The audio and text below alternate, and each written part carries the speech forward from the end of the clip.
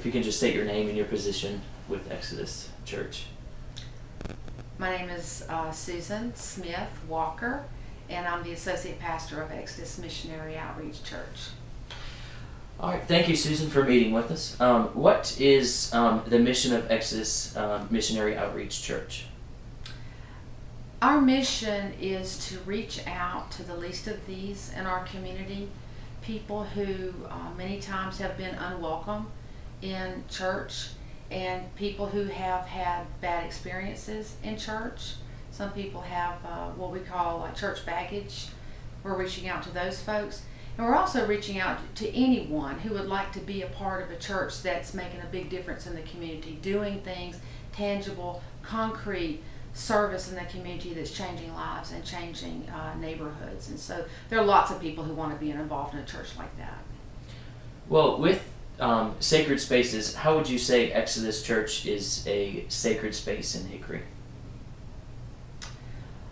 Well, the definition of sacred means that it is devoted to God. And in that sense, Exodus Church certainly has been since the very beginning, not only in this particular property where we're located now, but since the beginning of the church. We're dedicated to God and to the purposes of God. And so today we've been here in this property since 2002, I believe, or maybe it was January 2003. And so as a sacred space, when we come here, when we drive into the parking lot, when we go into the building, we know that everything that's going to be done here is dedicated to God and to the purposes of God, and in particular to the calling that God gave to our pastor, Reggie Longcrier, and we're here to assist him in that calling. So now what would you consider the calling that God gave Reggie with Exodus Church, and also the missions of Exodus Church? Well, the word Exodus means a way out. And so in the same way that Moses led the children of Israel out of slavery in Egypt in the book of Exodus in the Bible, we feel that we're here to provide a way out for people who have been trapped in destructive lifestyles, in addiction, in poor choices that come from addiction that lead to incarceration, and anything that might be hindering them from living the life that God has intended for them to live. People are bound, spiritually by many things, and addiction and incarceration are probably our two primary issues that we deal with. And so we feel like that we're here to provide a way out for people, a way out of what has been keeping you bound, and a way into a real personal relationship with the true and living God, who is able to help you with all of your issues, and to help you to understand that God's unconditional love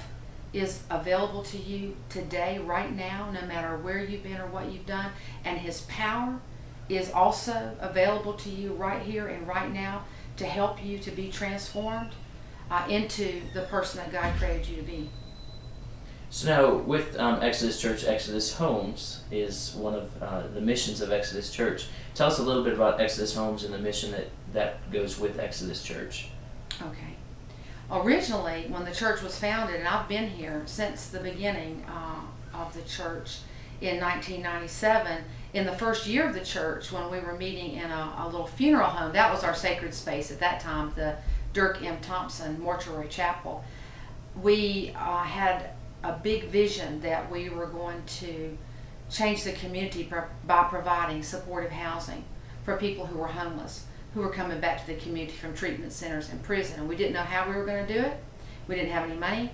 We didn't have any property. We just saw people coming back to this community who were out of substance abuse treatment centers, detox centers, hospitals, inpatient programs, jails, prisons, and they would come back to the community and be happy that they had a chance to start over again, learn a new way to live, but then there was no help for them to do that, and it would not be long before we wouldn't see them again, and we would hear that they were relapsed, back on the street or back in prison. And so in the beginning, the church decided that what we would do is that we would create a 501c nonprofit organization to be the arm of the church to reach into the community and to actually accomplish the mission of the church through that nonprofit, which is Exodus. Actually, the legal name is Exodus Outreach Foundation, which does business as Exodus Homes, which is a supportive housing program, and it also does business as Exodus Works, as you can see from my sweatshirt. There are enterprises where we create jobs for the residents of Exodus Homes. And so we've got the housing, and over the years then we created the enterprises, and the housing and the enterprises work together to help our people have an opportunity to learn a new way to live, and then to get back and become productive tax-paying citizens. And so the church founded Exodus Outreach Foundation. They're two separate business entities. They're not the same organization on paper or legally or financially. They're two separate organizations, but they are closely affiliated with each other. And of course, Pastor Longcrier is the executive director of Exodus Homes, and I'm the assistant executive director of Exodus Homes. And many of the ministers in the church are very involved in Exodus Homes. And so some people see it as the same, or it's just one big work, which it is, but legally it's two separate organizations. And but if anybody ever wants to know what is it about Exodus Homes that makes it work, why are you so successful, how have you done what you've done in the past 15 years, because we founded it in 1998, 1 year after the church was founded. I always say, we can show you the housing, we can show you the enterprises, we can tell you about the program, but you'll never really know why it works until you come to the church, because the church is the heart and soul of everything that is working in the Exodus movement, as we call it. It's a movement helping people find a way out. And so if you've seen Exodus Homes, you're going to have to see Exodus Church to understand why it is what it is, because it's the spiritual component. It's helping people change from the inside out, that gives them what they need to be the person that God created them to be, and help them to learn a new way to live. And so it's a sacred space. Exodus Homes is also a sacred space. The properties of Exodus Homes, where the housing is located, the warehouse where we dispatch the work crews and the trucks and the tools and the equipment, all of those places are sacred in that they're dedicated to God and to the purposes of God. And we don't feel like when we come out to mow your lawn through Exodus Works, we're not just mowing your lawn. We're there to bring the love of God to your house, through our work and through our relationship with us. We're there to bring the transforming power of God to you when we come out and paint your house or dig a hole for your tree. I mean, we're there to glorify God, so that when people look and they see, they talk to our residents and they say, wow, you were in prison? But I would never believe that today, because of the way you present yourself and how you work. And of course, if you ask our residents, what is it that has helped you to become a new person, most of the time they don't talk about all of the services of Exodus Homes, and they don't talk about the housing, they don't talk about the food, they don't talk about the transportation, they don't talk about the employment services. What they talk about is, being here helped me to get into a relationship with God as I understand God, and has changed me and helped me to become spiritual and not religious. We're not trying to help people become religious, because religion actually doesn't help anybody. Spirituality is what really causes someone to have a spiritual awakening. And we say that, if you really want to become the person that God intended you to be, you have to have a spiritual awakening and a total psychic change. And so the God that we serve will help you to have a spiritual awakening and total psychic change. So that's what happens in Exodus Homes as they come into the housing program, but it comes from what the church gives. And I think something that people might find interesting is that the spiritual component of Exodus Homes is optional. It's not required. Church attendance is not mandatory. And because this being a sacred space dedicated to the God and the purposes of God, it ought to be attractive all by itself. We shouldn't have to push it on people and you've got to do this. And Jesus never did that. Jesus said, whosoever will. If you want to listen, then listen. If you want to walk away, he never said, hey, y'all need to come back and listen to me. And so we believe that we live out our relationship with Jesus by trying to be like him. And so it's optional, but that's really the reason that people come to Exodus Homes, is they've heard that the church is the heart and soul of the housing program, and they're yearning for that. You know, they say, I've been to rehab, I've been to counseling, I've been to jail, I've been to prison, I've been to the street, you know, and none of it helped me. And so I want to try God this time. What have you got to lose? And so when they come into Exodus Homes and we tell them, you know, it's optional. They can't wait to get to church though. They can't wait to sing in the choir or be an usher or work in the kitchen or work with the children because there's no waiting period. We don't have conditions on your service in the church, which we feel like if this is a place that's sacred and dedicated to the purposes of God and to God, then we don't believe that God has stipulations on who can serve Him and what you have to do to be qualified. And so you're qualified just because you're here. And so that gives people a great feeling that, well, I might have just gotten out of detox last week, but I can join the choir already? Sure. I just got out of prison. I've been down for 10 years. I can already be on the usher board? Sure. As soon as you want to be. If that's your desire, then we believe that God is pleased. And so it's a sacred space in that way that we don't have a lot of rules about, you know, who can be here. As a matter of fact, one of the most wonderful things about the church that I think that makes it a very sacred space is that even though Exodus Homes is so much of what we do, you know, everybody in the church certainly did not come through Exodus Homes, for one thing. People might think that, but that's not true. We have a lot of people that just want to be a part of a church that's alive and really doing something. We're not just sitting in the pews. We don't have a lot of committees. We have very little organization. We're kind of like Jesus. He had 12 people that followed him around and a whole lot of other people who followed them around and listened and then went and did. And so we're pretty flat organizationally. There's Pastor Longcrier and then there's everybody else. And but we get a lot done. And a lot of people just love to be a part of a church like that. But when the folks come into Exodus Homes, some people don't make it. You know, some people, they weren't ready. Some people, for whatever reason, have to leave. Whether we ask them to leave because they have begun to use drugs and alcohol again, or because of their behavior. We don't do that very much. We try to work with people because we know folks got stuff with them when they come. But if we have to ask you to leave Exodus Homes, you are definitely still welcome in the church. So we might be discharging you from Exodus Homes, and it might be, you know, kind of an unpleasant experience for whatever reason, but while you're leaving, we're saying, but don't be a stranger. We hope to still see you in church on Sunday. It doesn't change anything about what you're doing in the church, and you're welcome in the church. And so that's awesome. I think that over the years, the church has kind of had the back of the housing program. If for whatever reason you didn't make it in the housing program, we couldn't help you, or you made some choices that that caused you to have to leave, it doesn't change anything about the church. And so it's a great way for people to see that God's unconditional love is real because we practice it. You know, we might not be able to keep you housed at Exodus Homes for some reason, but there's no reason in the world why you can't be in the church. And so it's a nice way of providing a network for folks, whether or not they're successful at Exodus Homes.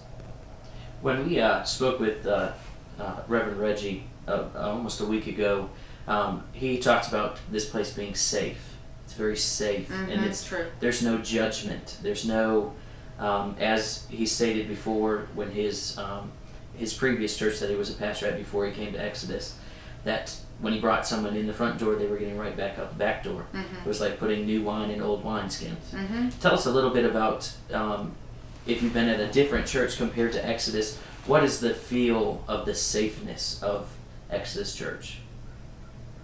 I would agree with that. Safe means that you don't have anything to fear.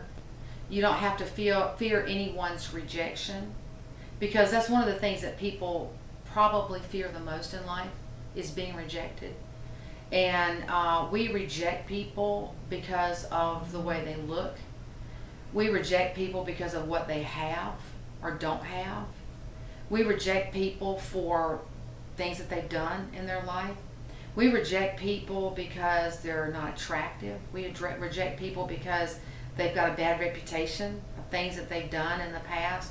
We reject people who might have a different sexual orientation than we do, and we don't understand it. We reject people because they have a gender identity issue, and we don't understand it. And so we just have all of the, the potentials for rejection don't exist here, because we've said that we're here to live out our relationship with Jesus and with God the Father by loving all He created, all that God created. And so it's almost impossible to be rejected here. We would be the last people in the world to reject anyone. And so that's a very safe environment, because you feel like I can be myself. I don't have to hide. I don't have to wear a mask. I don't have to pretend. I don't have to look a certain way. As a matter of fact, you don't even have to profess any particular theology. We're very short on theology and doctrine and very long on service and love. And so we don't talk much at all about theology or doctrine. Rarely. Because there's just too much to do. And so if you feel safe, because whatever it is that you believe or what you think, you can share it. You can ask questions, but no one's going to reject you because of where you're coming from theologically. And I would say that I love that about this church, because other churches that I had been to in the past had very strict theological, this is where we stand theologically. These are our articles of faith, and that's the in and the out. You're in if you say yes to this is where we're coming from, and you're out if you say I don't agree with that. Well, we don't have any of those. You don't have to do anything to become a member of Exodus Missionary Outreach Church except to say, I want to become a member. You're not asked to sign a statement of faith. You're not asked to profess any particular creed or dogma. And so in that way, that's really safe, because we've got people on all points of the theological continuum.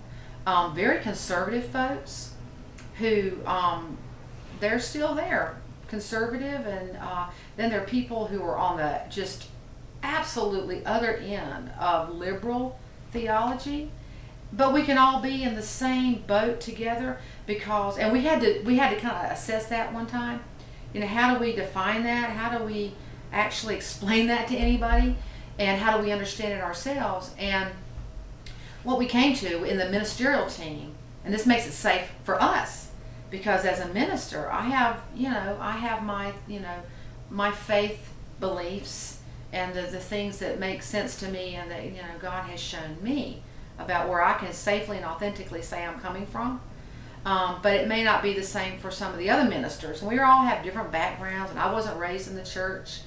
And so I didn't even, come to church until I was 37. And so I don't have a lot of unlearning to do. And so in the ministerial team, which is like a microcosm of the congregation as a whole, we have lots of different perspectives and traditions, and so it's safe to be here, because what we came to was that we're going to share a present day gospel. That's safe. I covenant with you that we're going to focus on where's God today, what is God doing right now, and how can where is God needed today and right now, and how can we be a part of it together? And that right there, it eliminates a lot of the potential for disagreement and the feeling of rejection as a minister or as a deacon. Whatever that, if I say what I believe, then people are going to reject me and say that I can't serve and I can't be a leader. You can come from wherever you're coming from. It's okay. But the most important thing is, are we in agreement about where's God now? Where's God needed now? What can we do to be a part of that? Everybody's in agreement about that. People who need to know God's love, people who need to experience His power, people who need to be a part of something so that they feel valued. A lot of people want to do something, but they're not, in some churches, valued and asked to do anything or allowed to do anything. And so it's very safe for me. I'm ordained by the Christian Universalist Association, which some people would say, what's that? And it is an ecumenical association worldwide that just believes that God loves all that is created and is capable of, willing to, and will be reconciled with all. And the early church fathers, back in the beginning of Christianity, were very universalist, and that changed around 400 when Roman Catholicism sort of became Christianity. But it's safe for me to be here, ordained by the Christian Universalist Association. There are other people who've been ordained, African Methodist, Episcopal Zion, AME Zion, other people who've been ordained in other denominations, but we can all serve together in a non-denominational church, and it's safe. It's safe for me to have the relationship that I have with God, and to have the practical, authentic calling that I have. As a matter of fact, I forgot you guys were coming today. I didn't do anything to spruce up to be filmed, but I'm busy. I'm out there with Exodus Works. I'm doing things for Exodus Homes today. That's really the work of the church, is to be out there, doing the practical day-to-day things of where is God needed, how can we be a part of it. And so I would challenge anyone to find a person who would say, Exodus Church rejected me. I went and I felt unwelcome. I just don't think you would find that. I think most people would say, if there's nowhere in the world I can go, if there's anywhere in the world I can go to be accepted for who I am, it's Exodus Church. And even people who might look down on us a little bit, which I know happens, they say, oh, that's the church where all the people from prison go. Or that's the church where all the people who've been addicted go. I don't know if I really want to go there or not. And when I hear that, I'm just always stunned to remember that some people kind of look at us that way, but you give them, a chance to have a major defeat in their life, or some brokenness or some pain with their son or their daughter or their brother or themselves, where they just feel like no one will accept me, no one will help my son, nobody wants to talk to my husband. He's made too many mistakes. The Bible says all have sinned and fallen short. Those people will come here and say, you know what, I never did go there before, but right now I really need someone to affirm me or my son in the sight of God. I'm going to go over there because I know they will. With that, that ends our interview, but is Okay. there anything else that you want to tell us about Exodus Church? Anything in the 15, 16 years that it's been established, just anything that stands out in history, or anything that the church has really done other than Exodus Homes, which is a great organization? Oh, it's fantastic. Well, I would say that Exodus Church has a nationwide reputation, that people come to Hickory to Exodus Homes because they've heard about Exodus Church and they want to be a part of the church. People move here from other parts of the country because they want to be a part of the church, not necessarily needing Exodus Homes at all. They come to visit someone, and then they wind up staying because they said, wow, I've never been a part of a church like that truly does have people of all races, of all socioeconomic levels, of every hue and belief that there is. It's just different. You don't find churches like this very often. And so I think we've been great for the city of Hickory, because a lot of people will say, I know somebody called me from Washington, D.C. Yesterday. His niece is in jail here, and he's very worried about her, and there's no family here, and he called the sheriff's office. What can I do? I'm so worried about my niece. She's in jail. And the sheriff said, why don't you call Exodus Church? Somebody from over there will go see her. Somebody from over there will help you. And I just thought that was wonderful, that the sheriff's office, of all the churches in Catawba County that I'm sure care about people, this man in Washington, D.C. was told to call us, and we would help. And so it's not only good for the city and for Catawba County, it's good for the world and the country. When everybody says, this is the best church in the city, I say, the city, this is the best church in the state. The state, this is the best church in the country. The country, this is the best church in the world for me. For me. It's changed me. It's done a lot for me in 16 years too. I'm not the same person I was when I came, by a long shot. Well, thank you very much, Susan. It was great interviewing. Thank you for You're everything. welcome. Is that what you wanted? Is that Yes, okay? ma'am.